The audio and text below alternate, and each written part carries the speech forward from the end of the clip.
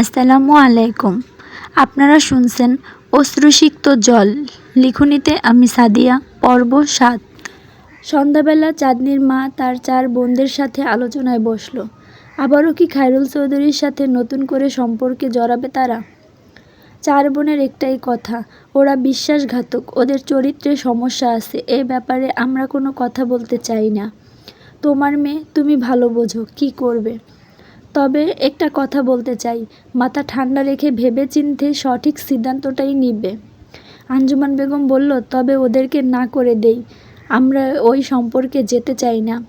পরদিন চাঁদনির ফুফাতো ভাই হিমেল চাঁদনিদের বাসায় আসলো। দরজায় কড়া নাড়তে আঞ্জুমান বেগম দরজা খুলে বলল, কে তুমি বাবা? কাকে চাই? আসসালামু আলাইকুম মামি, আমি হিমেল। এর আগে আর কখনো হিমেলকে আঞ্জুমান বেগম দেখে নাই। এত সুন্দর দেখতে, ইচ্ছে হচ্ছে এখনই মেয়েকে হিমেলের কাছে বিয়ে দিতে। তা বাহিরে কেন বাবা? ভেতরে আসো। হিমেলকে আঞ্জুমান বেগম নিজের হাতে রান্না করে খাওয়ালো। খাওয়া দাওয়া শেষে হিমেল একটু রেস্ট করছে। এরই মধ্যে রাত্রি আসলো। হিমেল ভাইয়া, তুমি কেমন আছো? আমি ভালো আছি। চাঁদনি কোথায়? চাঁদনির কথা বলতেই সামনে এসে হাজির। চাঁদনি হিমেলকে এত ভালোভাবে কখনো দেখেনি। অপলক দৃষ্টিতে দুজন দুজনের দিকে তাকিয়ে আছে। রাত্রি বলে উঠল, তোমরা কি শুধু দুজন দুজনের দিকে তাকিয়ে থাকবে, নাকি কোনো কথাও বলবে? হিমেল চাঁদনিকে বলল, তোমার কাছে একটা কথা জানতে চাই। আমাদের দুজনের যে বিয়ের কথা চলছে, সেটা তো তুমি নিশ্চয়ই জানো। জি জানি, মিষ্টি স্বরে উত্তর দিল চাঁদনি। তা আমাকে কি তোমার পছন্দ? চাঁদনি একটু লজ্জা পেয়ে রুম থেকে চলে গেল, কোনো উত্তর না দিয়ে। পরদিন সকালবেলা চাঁদনি স্কুলে যাবার জন্য রেডি হলো। হিমেল চাঁদনির সামনে এসে দাঁড়ালো। স্কুলে যাচ্ছ বুঝি? না না, সাঁতার কাটতে যাব। একটু মুচকি হেসে বলল, স্কুল ড্রেস পরেছে যেহেতু, তাহলে তো স্কুলেই যাব। আমি একটু বের হব, আমাকে কি সাথে নেওয়া যাবে? আমি কি আপনাকে কোলে করে নিয়ে যাব? আপনার তো পা আছে, হেঁটে যাবেন। ও আচ্ছা, চলো তাহলে। যাবার সবাই আঞ্জুমান বেগমকে বলে গেল, মামি একটু বাহির থেকে ঘুরে আসি। যেতে যেতে হিমেল আবার চাঁদনিকে জিজ্ঞেস করলো, কালকে যে তোমাকে জিজ্ঞেস করলাম আমাকে তোমার পছন্দ কি না, তুমি তো কিছু বললে না। মেয়েরা কি কোনো কথা মুখে বলে?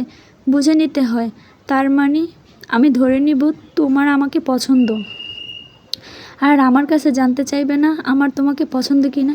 আমাকে যদি আপনার পছন্দ না হতো, তাহলে আপনি এত দূর থেকে আমাদের বাসায় আমার জন্য আসতেন না। আমি তো ভেবেছিলাম তুমি অনেক ছোট, কিন্তু তোমার তো অনেক বুদ্ধি আছে। কথা বলতে বলতে স্কুল পর্যন্ত চলে আসছে। আমাকে এখন স্কুলে যেতে হবে। কেউ দেখলে আবার কি ভাববে? কি আর ভাববে, বলবে আমি তোমার স্বামী হতে চলেছি। যাও এবার স্কুলে, আমি তোমার জন্য অপেক্ষা করছি। ছুটি হলে আবার একসাথে বাসা যাব। পাগলের মতো এসব কি বলছেন? আমার 6 ঘন্টা ক্লাস চলবে, 3টা বাজে স্কুল ছুটি হবে। এতক্ষণ রোদের মধ্যে দাঁড়িয়ে থাকার কি দরকার? 6টা ঘন্টা কি বলো, 6 যুগ তোমার জন্য দাঁড়িয়ে থাকতে রাজি আছি। চাঁদনি ক্লাসে চলে গেল। হিমেল স্কুলের আশেপাশে পায়চারি করছে। স্কুল ছুটি হওয়া পর্যন্ত অপেক্ষা করলো। এরই মধ্যে স্কুল ছুটি হয়ে গেল। আপনি সত্যি সত্যি এই 6টা ঘন্টা যাবৎ দাঁড়িয়েছিলেন? পাগল একটা আপনি। সত্যি আমি তোমার জন্য পাগল হয়ে গেছি। দুজনে আর কোনো কথা না বলে নীরবে হাঁটছে।